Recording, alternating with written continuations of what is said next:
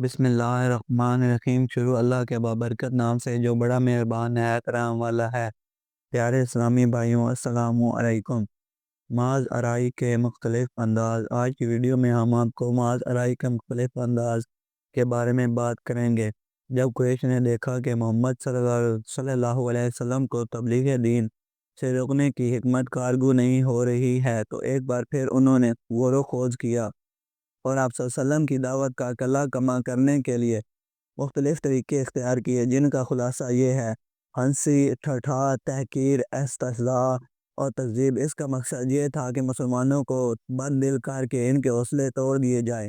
اس کے لیے مشرکین نے نبی کریم صلی اللہ علیہ وسلم کو ناروا تہمتوں اور بیہودہ گالیوں کا نشانہ بنایا، چنانچہ وہ کبھی آپ صلی اللہ علیہ وسلم کو پاگل کہتے، جیسا کہ ارشاد ہے: وَقَالُوا يَا أَيُّهَا الَّذِي نزل علیہ الذکر انک لمجنون۔ ان کفار نے کہا کہ اے وہ شخص جس پر قرآن نازل ہوا، تو یقیناً پاگل ہے، اور کبھی آپ صلی اللہ علیہ وسلم پر جادوگر اور جھوٹے ہونے کا الزام لگاتے، چنانچہ ارشاد ہے: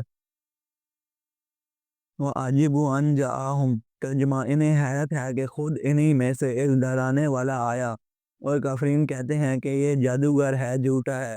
یہ کفار آپ کے آگے پیچھے پر غضب، منتقمانہ نگاہوں اور بھڑکتے ہوئے جذبات کے ساتھ چلتے تھے۔ ارشاد ہوا: وَإِنَّ يُكَادُ الَّذِينَ كَفَرُوا۔ ترجمہ: اور جب کفار اس قرآن کو سنتے ہیں تو آپ صلی اللہ علیہ وسلم کو ایسی نگاہوں سے دیکھتے ہیں کہ کیا آپ صلی اللہ علیہ وسلم کے قدم اکھاڑ دیں گے، اور کہتے ہیں کہ یہ یقیناً پاگل ہے۔ اور جب آپ صلی اللہ علیہ وسلم کسی جگہ تشریف فرما ہوتے اور آپ کے ارد گرد کمزور اور مظلوم صحابہ اکرام موجود ہوتے، تو انہیں دیکھ کر مشرکین استہزاء کرتے ہوئے کہتے۔ ترجمہ: اچھا، یہی حضرات ہیں جن پر اللہ نے ہمارے درمیان سے احسان فرمایا۔ جواباً اللہ کا ارشاد ہے: الیس اللہ بعالم بالشکرین۔ کیا اللہ شکر گزاروں کو سب سے زیادہ نہیں جانتا؟ عام طور پر مشرکین کی کافیت وہی تھی جس کا نقشہ ذیل کی آیت میں کھینچا گیا ہے: ان الذین اجرموا۔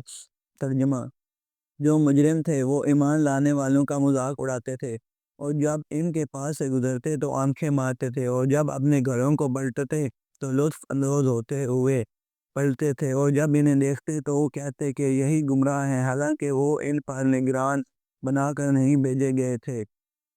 معاذ ارائی کی دوسری شکلیں: آپ کی تعلیمات کو مسخ کرنا، شکوک و شبہات پیدا کرنا، جھوٹا پراپاگنڈا کرنا، تعلیمات سے لے کر شخصیات تک واہیات اعتراضوں کا نشانہ بنانا، اور یہ سب اس کثرت سے کرنا کہ عوام کو آپ صلی اللہ علیہ وسلم کی دعوت و تبلیغ پر غور کرنے کا موقع ہی نہ مل سکے۔ چنانچہ مشرکین قرآن کے متعلق کہتے ہیں: اساطیر الاولینا۔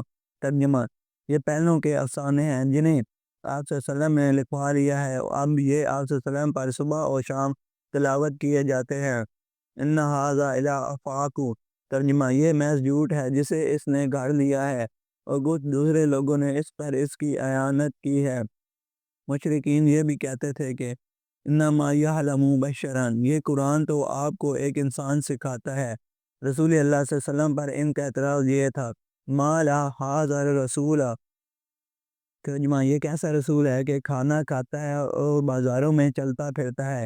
قرآن شریف کے بہت سے مقامات پر مشرکین کا رد عمل بھی کیا گیا ہے، کہیں اعتراض نقل کر کے اور کہیں نقل کے بغیر۔ معاذ ارائی کی تیسری صورت: پہلوں کے واقعات اور افسانوں سے قرآن کا مقابلہ کرنا اور لوگوں کو اسی میں الجھائے اور پھنسائے رکھنا۔ چنانچہ نضر بن حارث کا واقعہ ہے کہ اس نے ایک بار قریش سے کہا: قریش کے لوگوں، خدا کی قسم تم پر ایسی افتاد آن پڑی ہے کہ تم لوگ اب تک اس کا کوئی توڑ نہیں لا سکے۔ محمد صلی اللہ علیہ وسلم تم میں جوان تھے اور تمہارے سب سے پسندیدہ آدمی تھے، سب سے زیادہ سچے اور سب سے بڑھ کر امانت دار تھے۔ اب جب کہ ان کی کن پٹیوں پر سفیدی دکھائی پڑنے کو ہے، یعنی ادھیڑ ہو چلے ہیں، اور وہ تمہارے پاس کچھ باتیں لے کر آئے ہیں، تو تم کہتے ہو کہ وہ جادوگر ہیں۔ نہیں بخدا، وہ جادوگر نہیں، ہم نے جادوگر دیکھے ہیں، ان کی جھاڑ پھونک اور گھیرا بندی بھی دیکھی ہے، اور تم لوگ کہتے ہو وہ کاہن ہیں۔ نہیں بخدا، وہ کاہن بھی نہیں، ہم نے کاہن بھی دیکھے ہیں، ان کی الٹی سیدھی حرکتیں بھی دیکھی ہیں، اور ان کی فقرہ بندیاں بھی سنی ہیں۔ تم لوگ کہتے ہو وہ شاعر ہیں۔ نہیں بخدا، وہ شاعر بھی نہیں، ہم نے شعر بھی دیکھا ہے اور اس کے سارے اصناف ریز وغیرہ سنے ہیں۔ تم لوگ کہتے ہو وہ پاگل ہے، نہیں بخدا پاگل بھی نہیں، ہم نے پاگل پن بھی دیکھا ہے۔ یہاں نہ اس کی طرح کی گھٹن ہے، نہ دیسی بہکی باتیں، اور نہ ان کے جیسی فریب کرانہ گفتگو۔ قریش کے لوگوں سوچو، خدا کی قسم تم پر زبردست افتاد آن پڑی ہے۔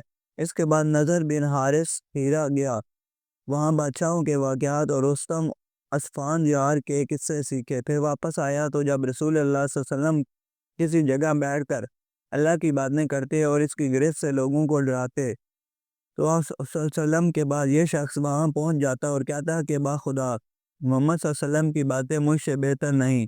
اس کے بعد وہ فارس کے بادشاہوں اور قسطم اور اسفان پار کے قصے سناتا، پھر کہتا آخر کس بنا پر محمد صلی اللہ علیہ وسلم کی بات مجھ سے بہتر ہے۔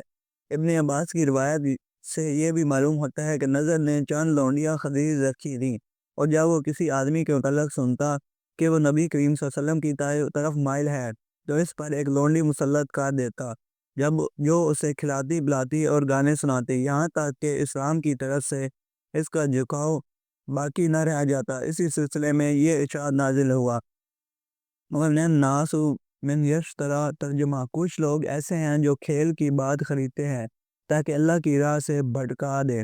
ماذ ارائی کی 14 صورت، سودے بازیاں جن کے ذریعے مشرکین کی یہ کوشش تھی کہ اسلام اور جاہلیت دونوں بیچ راستے میں ایک دوسرے سے جا ملے، یعنی کچھ لو اور کچھ دو کے اصول پر اپنی بعض باتیں مشرکین چھوڑ دیں اور بعض باتیں نبی کریم صلی اللہ علیہ وسلم چھوڑ دیں۔ قرآن پاک میں اسی کے متعلق ارشاد ہے، ودو لو، ترجمہ، وہ چاہتے ہیں کہ آپ ڈھیلے پڑ جائیں تو وہ بھی ڈھیلے پڑ جائیں۔ چنانچہ ابن جریر اور طبرانی کی ایک روایت ہے کہ مشرکین نے رسول اللہ صلی اللہ علیہ وسلم کو یہ تجویز پیش کی کہ ایک سال